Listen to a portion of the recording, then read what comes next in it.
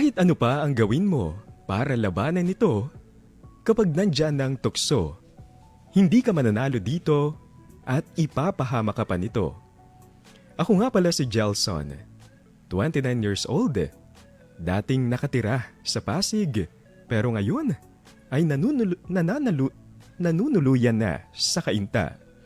At aminadong lagi akong nakikinig sa inyong programang Dear IFM. Kahit nasa biyahe ako, nakasuot na ako ng earphones ko para pakinggan ang mga magagandang kwento sa radio program na ito. At maririnig ko na rin ang magagandang boses ng mga dramatista. Sa totoo lang, hindi ko naisip na magpadala ako ng kwento sa Dear IFM.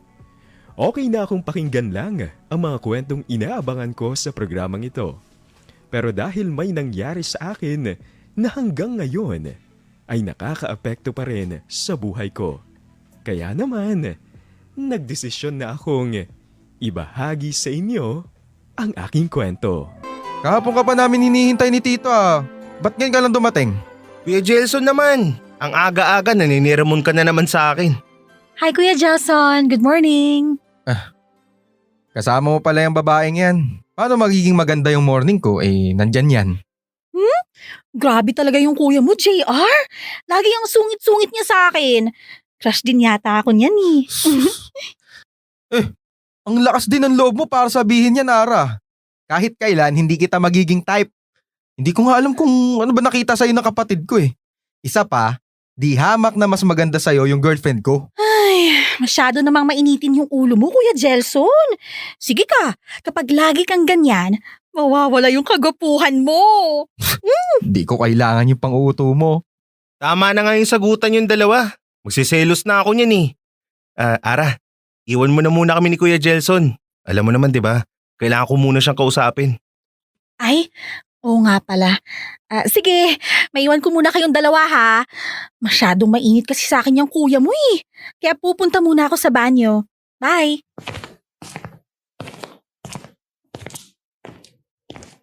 Hoy, ikaw JR ah. Baka Oh. kung ano gawin mo dyan sa jowa mo. Ayokong mapagalitan tayo ni Tito. Ikaw talaga.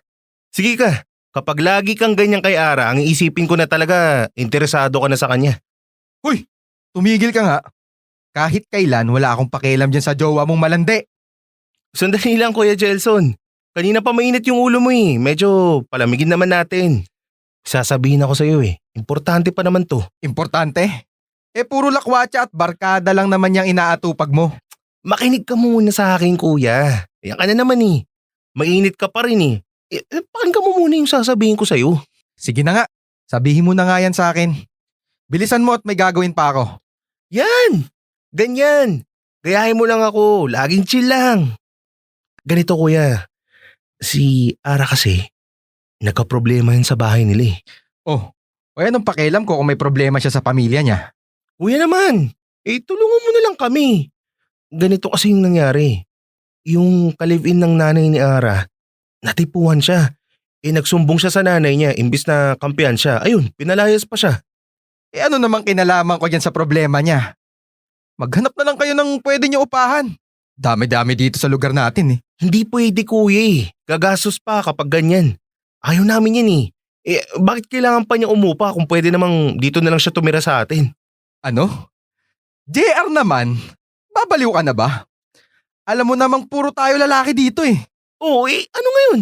Malaki naman yung tiwala ko sa inyo ni Tito eh. Alam kong wala kayong gagawin hindi maganda sa girlfriend ko. Sige na, pumayag ka na kuya. Bakit ba ako yung tinatanong mo tungkol dyan? Bakit hindi ka magpaalam kay Tito? Tsaka isa pa, dalawa lang yung kwarto natin dito sa bahay. Yung isang kwarto kay Tito, yung isa naman, sa ating dalawa na yun. Saan mo papatulugin yan jowa mo? Kuya naman oh. Pinasasakit mo lang yung ulo mo eh. Problema ba yun? Di sa kwarto natin. Nasisiraan ka na ba ng ulo? Tayong tatlo magkakasama sa loob ng kwarto? Hindi pwede yan! Hindi ako papayag. Baka kung ano pa yung mangyari, iba yung pakiramdam ko dyan. Relax ka lang kuya. Siguradong walang problema kung tayong tatlo yung magkakasama dyan. Saka behave lang naman kaming dalawa eh. Kaya wala kang dapat ipag-alala. Ikaw lang naman yata yung may mali siya eh. Minsan talaga, hindi ko maintindihan yung takbo ng utak ng kapatid ko. Magkaiba talaga kami ng ugali. At para sa akin, napapabarkada siya sa mga taong hindi naman dapat samahan. Kung wala rin akong tiwala sa girlfriend niya at nararamdaman kong may hindi magandang gagawin ang babaeng yan sa bahay namin, nahihiya lang ako sa tito ko dahil nakikitira lang naman kami sa bahay niya. Taga Bulacan talaga kami ni JR at tumira lang kami dito sa Pasig para mag-aral at para dito na rin magtrabaho. At hindi lang yan ang problema ko. Merong isang taong hindi matutuwa kapag nalaman niyang may kasama kaming ibang babae sa bahay. Pero kailangan niyang malaman ng totoo dahil kung hindi, paghihinalaan niya ako. Jelson, ayoko niyan. Alam kong hindi ako nakatira sa bahay ng tito mo. Pero hindi talaga ako papayag na kasama mo sa kwarto niyo yung babaeng yan. Ako rin naman, Melissa eh. Bukod pa sa babae siya, wala rin akong tiwala sa kanya. Ni hindi nga ako komportable kasama yan eh. Sus, hindi raw komportable. Pero yung totoo, gustong-gusto mo naman. Melissa naman oh, wala akong oras para sa mga pagsiselos mo. Kaya nga ako nagsusumbong sa'yo. Sus, ang sabihin mo, nagsusumbong ka lang para wala akong dahilan na maghinala sa'yo. Ano na naman ba yung problema mo? Kaya ako nga pinapaalam sa'yo to kasi nga hindi ko gusto yung nangyayari. Hindi ako naniniwala sa'yo. Alam mo, pupusta ako ha. Tuwang-tuwa kayong dalawa ng tito mo dahil may kasama na kayong babaeng sexy sa loob ng bahay nyo. Kung ano-ano na naman yung iniisip mo sa akin. Pati si Tito dinamay mo pa sa pagiging praning mo. Hindi ako napapraning. Alam kong totoo yung nararamdaman ko. Hindi nga totoo yung iniisip mo kasi nga ayaw din ni Tito na nasa bahay namin si Ara. Noong una pinapalis niya yun eh. Kung talagang hindi ka nagsisinungaling sa akin, bakit hanggang ngayon nandiyan pa rin sa bahay niyo yung babaeng yan? Eh wala eh. Lumuhod sa harap ni Tito. Nagmakaawang wag daw siyang paalisin. Wala na raw siyang mapupuntahan. Kapag ganyan, lumalambot yung puso ni Tito eh. Sus, wala ka na ba talagang magagawa? Ano, matutuloy pa rin yun? Hindi mo na ba talaga mapapaalis yung jowa ng kapatid mo, ha? Sorry, wala na akong magawa eh. Alam mo naman, magaling maglambing at manguto si JR. Ay, nako. O etong gagawin natin ngayon yan. Ang ibig mong sabihin, mamaya, makakasama mo na siya sa loob ng kwarto? Anong mamaya? Eh nangyari na nga yun kagabi. Ano? Natulog na siya sa kwarto namin. Ang sikip-sikip nga sa higaan eh. Eh bakit ngayon mo lang sinabi sa akin yan? Jelson naman, huli na pala yung lahat eh. Oh, anong ginawa niyo sa kwarto ng babaeng yon? Ha? Wala kaming ginawa. Umandar na naman yung imagination mo eh. Pwede bang tigilan mo na yung pagiging selosa mo? Ay nako. Alam mo Jelson na, hindi ako nakikipagbiruan sa'yo. Magsabi ka na kasi sa akin ng totoo. Talaga bang walang nangyari sa inyo ng araw na yon, ha? Wala nga. Paano merong mangyayari sa amin eh nandoon yung kapatid ko sa loob ng kwarto? Ah, so kung wala pala si JR doon, may mangyayari sa inyo. Huh, ikaw talaga napakamahilig mo. Hindi yon ang ibig kong sabihin. Bilisan naman.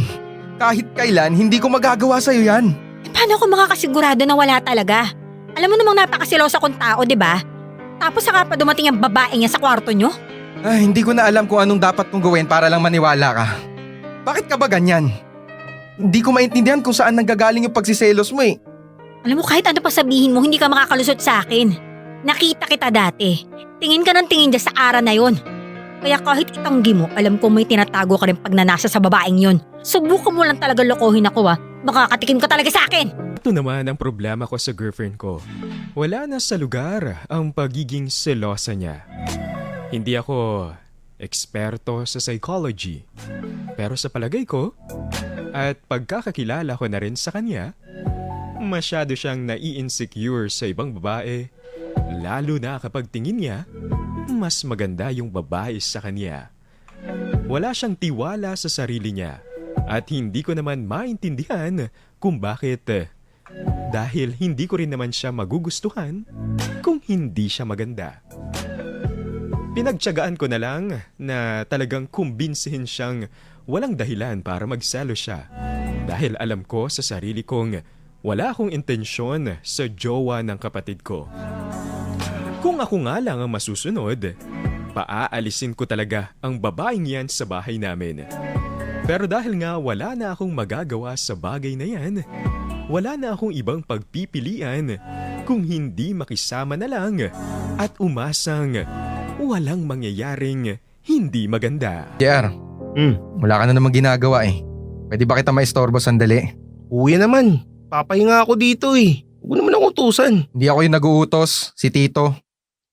Ngayon, kung ayaw mong mapalayas yung jowa mo dito sa bahay, kung ako sa'yo, susunod na lang ako. Sige na nga, dinadamay niyo pa yung labidabs ko eh. Ano ba yung papagawa mo? Nanggigitata na kasi yung dumi ng sahig natin. Hindi ka man lang magkusang linisin. Kaya ako na lang yung gagawa.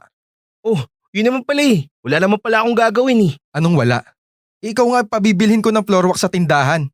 Siguraduhin mong yung magandang floor wax yung bibilin mo ah. Wala akong kaalam-alam pagdating sa floor wax kuya eh. At saka, anong floor wax ba yung dapat kong bilhin? Eh di Star Wax Floor Wax. Kintab ay to the max. Ah, yan pala yun. Sige Kuya Jelson, ako na yung bahala dyan sa floor wax na yan. Kami na lang din ni Ara yung maglilinis ng sahig mamaya. Pwede naman pala kayong mautusan eh. Teka. Nasaan na nga pala yung jowa mo? Eh, ewan ko nga eh. Nagsi-cellphone lang ako kanina, bigla na lang nawala sa tabi ko eh. Nandyan lang yun. Sige na kuya, bibili na ako ng floor wax para makalinis na kami agad pagbalik ko. Kapag nakita mo si Ara, sabihan mo lang ha. Sige. O ito yung pera. Mm.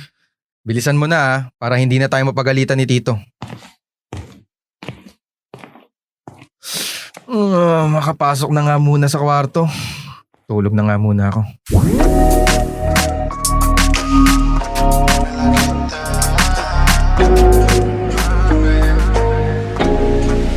Oh yeah. Uy, Ara! Magbihis ka nga!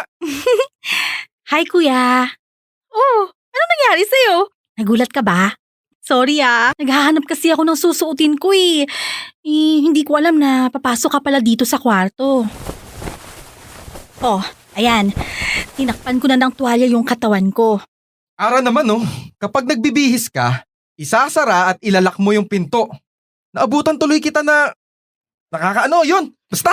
Yung ano ba, Kuya Jelson? Bakit hindi mo masabi? Naabutan mo ba akong nakahubad? Yun ba yung gusto mong sabihin, Kuya? Oo, yun na nga eh. Huwag mo na ulitin yan Sorry, Kuya Jelson. Hindi ko na kasi naisip na ilaki yung pinto eh. Hindi ako ganyan sa bahay namin eh. Pwes, wala ka sa bahay nyo. At puro kami mga lalaki dito. Matuto kang protektahan ng sarili mo. Malaki naman yung tiwala ko sa inyo eh, na wala kayong gagawing masama sa akin. Kahit na Ara. Kaya ka siguro natipuhan ng kalibin ng nanay mo eh. Baka nasisilipan ka niya habang nagbibihis ka. Wow naman, Kuya. Concern ka pala sa akin. Pero, aminin mo, natuwa ka rin sa nakita mo. Ano? Di totoo yan Di ko alam yung sinasabi mo. Huwag mo akong itulad sa tatay-tatayan mo. Sus, itinatanggi mo pa eh. Halatang halata ka naman. Ayan namumula ka. Aminin mo na lang kasi, Kuya, na nag-enjoy ka rin. Wala naman si JR dito eh. Huwag ka mag-alala. Hindi naman ako galit. Nagustuhan ko pa nga eh. Ito na nga ba yung sinasabi ko eh.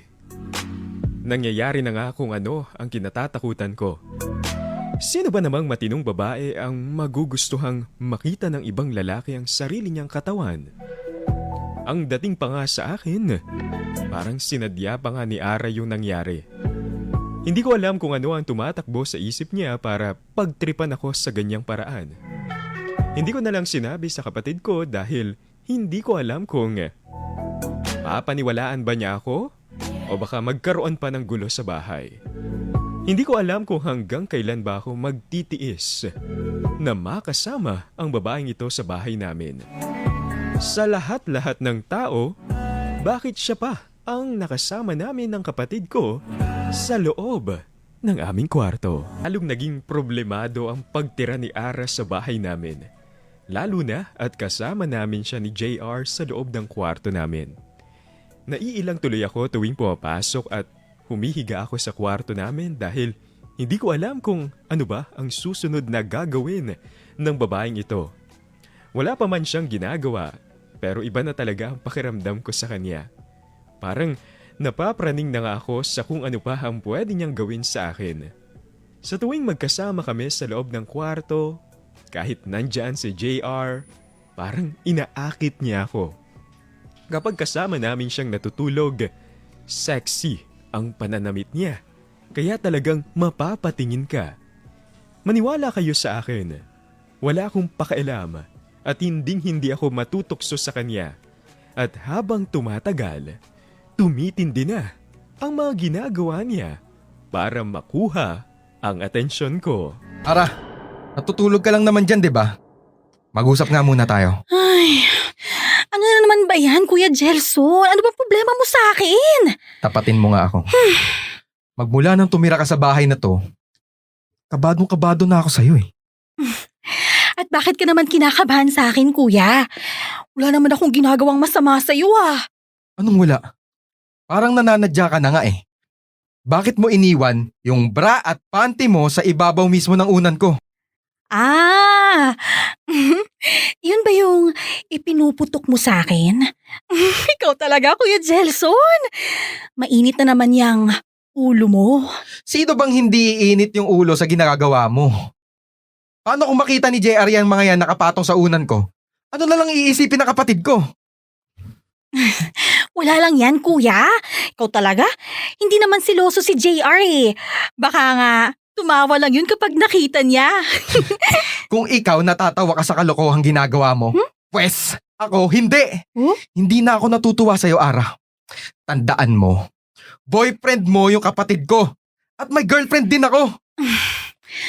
Obvious naman yun, Kuya eh. Ano ba yung gusto mong palabasin, ha? Na inaakit kita? Bakit? Hindi ba? Sa totoo lang, hindi ko talaga alam kung ano yung binabalak mo. Pero kung ano man yan, binabalaan kita, tumigil ka na. Ha? Eh, ano yung ititigil ko? Eh, wala naman akong ginagawang masama ah. Pinagbibintangan mo lang ako, Kuya eh. Hindi ko talaga alam kung ano yung sinasabi mo.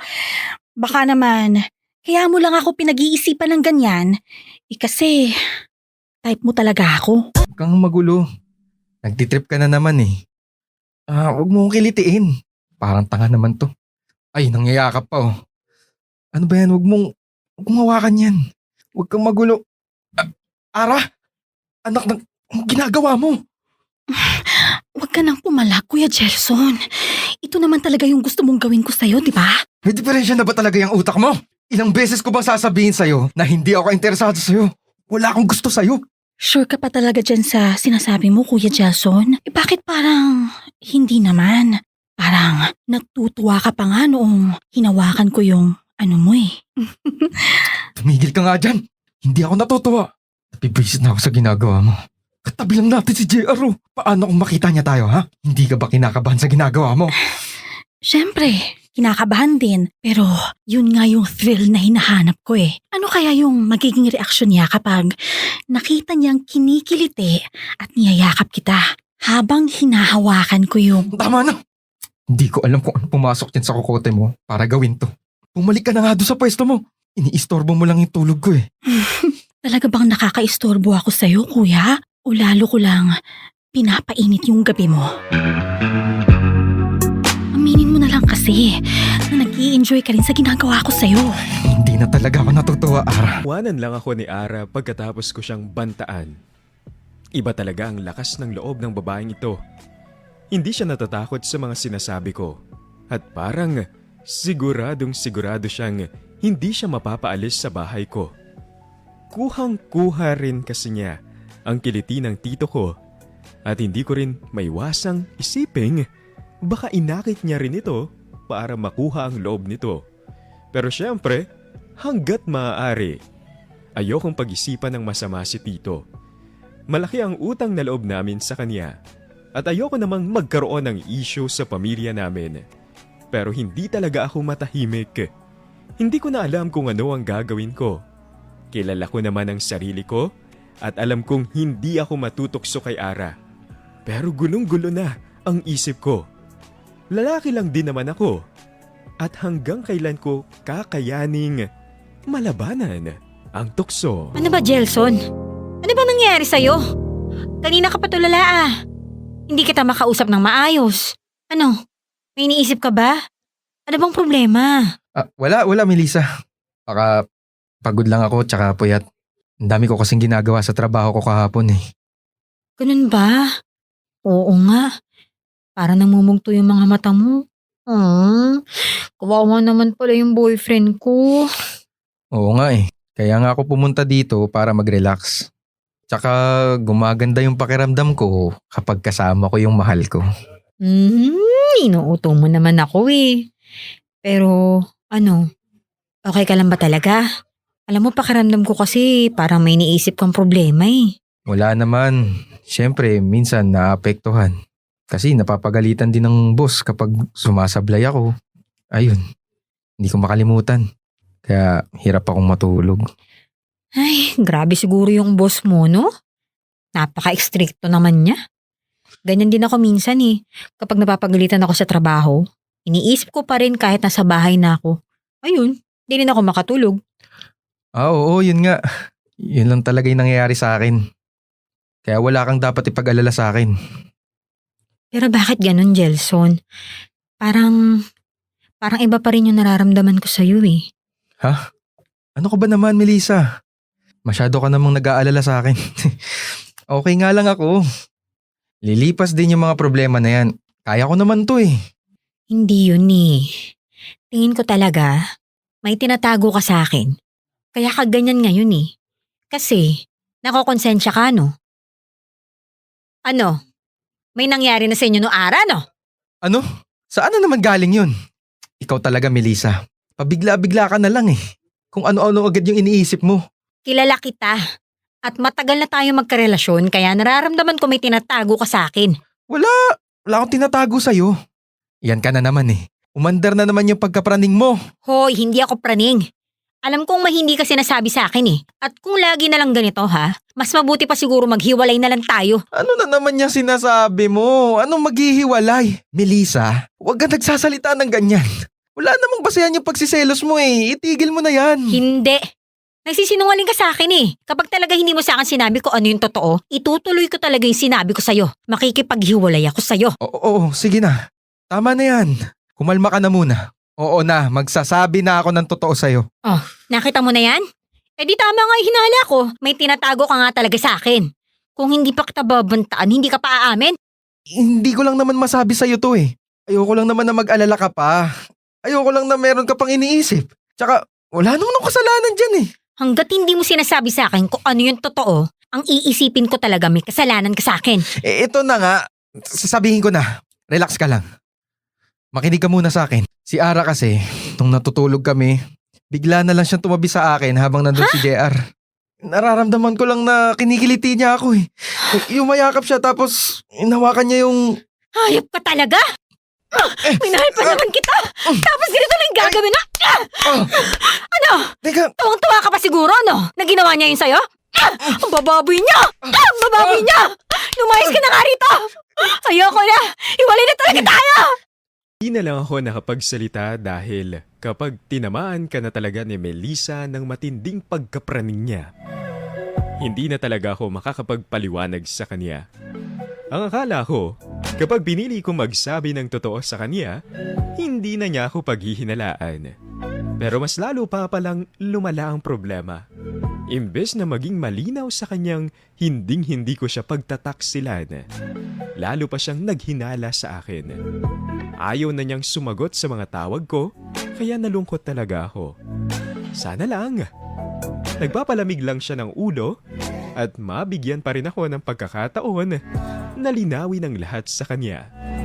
Ihintayin ko na lang ang babaeng mahal ko at papatunayan ko sa kanyang hindi ako magpapadala sa tukso. Nandiyan ka na pala. Mukhang pagod na pagod ka galing sa trabaho ah. Oo nga eh. Sige, diretso na muna ako sa kwarto. Papahinga muna ako. Mamaya na kuya, dito ka muna. Napansin ko kasi parang ang lungkot-lungkot mo eh. Hindi naman. Okay lang ako. Gusto ko lang bumawi ng tulog. Nakita ko kasing nag-post si Ate Melissa eh. Parang nagpaparinig sa'yo. Nag-away ba kayong dalawa? Oo. Meron kaming hindi pagkakaintindihan. Pero maaayos din yun. Binigyan ko lang siya muna ng oras. Tapos mag-uusap ulit kami. Sabi ko na nga abi. Kahapon ko pa hindi maipinta yung mukha mo habang naghihintay ka kay Ate Melissa. Umupo ka muna dyan, uminom ka na muna. Hindi na, JR. Alam mo naman na iba yung tama sa akin pag umiinom ako. Pagod lang talaga to. Wala, bagsak talaga ako. Kayo na lang ni Tito, matutulog na ako. Kuya Jelson, wag mo naman akong tanggihan. Ngayon na nga lang ulit ako nagyaya Sige na. Kapag hindi ka uminom, magtatampo ko. Andyan ba si Ara? Ayoko kainuman niyang jowa mo Ikaw talaga kuya Hanggang ngayon, galit na galit ka pa rin kay Ara. Wala namang ginagawa sa'yo yung tao Huwag ka mag-alala. Umalis yung jowa ko. Pumunta sa barkada niya. Bukas pa yung balik nun Kaya huwag ka nang lumusot, mag-inuman na lang tayo. Sino yan? Melissa? Ikaw ba yan? Naantok pa ako Akala ko galit ka sa akin Babalik ka pa rin pala. Sabi ko na mahal na mahal mo pa rin ako. Huwag ka muna lumalik. Andyan si na JR Ay, ikaw talaga. Ang kulit mo. Di mo pigilan yung sarili mo Huwag ka muna humawak dyan sa Anak ng Ara! Ano naman to ginagawa mo? Kuya Jelson, kaninang umaga pa ako dumating Hindi ka pa bumabangon. Kaya ako nang gumawa ng paraan para bumangon ka na. Di ba sabi ko sa'yo? Tumigil ka na! Bakit inulit mo na naman to? Ano ba talagang gusto mo? Ikaw ang gusto ko, Kuya Jelson. Nagsasawa na ako kay JR Wala na kayo ng girlfriend mo, di ba? Kaya sige na, gawin na natin. Hindi ko nilak yung pinto ng kwarto para may thrill tayo. Baliw ka talagang babae ka! Sisirain mo pa yung samahan namin ng kapatid ko. Wala na talaga sa katinuan niyang utak mo. Baliw na baliw talaga ako sa'yo. Kaya ano pang hinihintay natin? Habang wala pa si Tito at nasa labas pa si JR, samantalahin na natin to. Hindi ko alam yung sinasabi mo. Bahala ka sa buhay mo! Ilang beses ko bang sasabihin sa'yong wala akong pakialam sa'yo? Mahal na mahal ko si Melissa at hindi mo magagawang tuksoyin ako.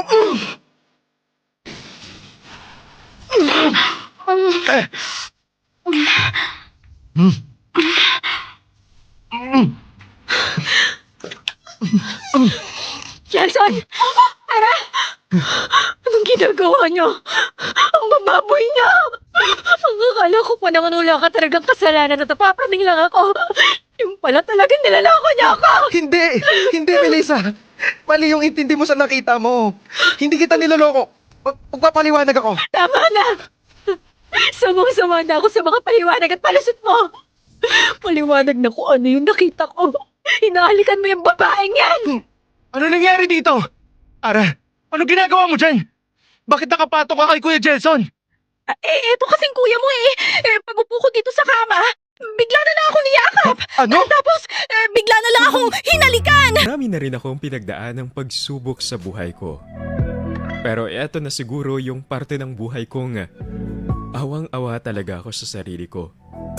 Napakasakit na mapagbintangan ng mga taong mahal mo at masisi ka sa isang kasalanang hindi mo namang ginawa. Pero wala talagang kumampi sa akin. At pati si Tito, napaniwala rin nila. Ako pa ang napalaya sa bahay, hindi ang babaeng naging ugat ng kaguluhan at ang totoong may kasalanan. Sa ngayon, meron na akong tinutuluyan. At mabuti na lang, may mga ipon naman ako para sa sarili ko. Pero napakasakit pa rin talaga yung nangyari sa akin. Hindi ko aakalaing magiging biktima ako ng manipulasyon ng isang babae. Hindi ko alam kung ano ba talaga ang binabalak niya at kung bakit ako ang napili niyang biktima. At hindi niyo maiaalis sa akin na mag-isip ng hindi maganda sa kanya. Mga idol, tulungan niyo naman ako. Gusto kong malinis ang pangalan ko at mapatunayang wala talaga akong kasalanan. Hanggang dito na lang muna. Nagpapasalamat, Jalson.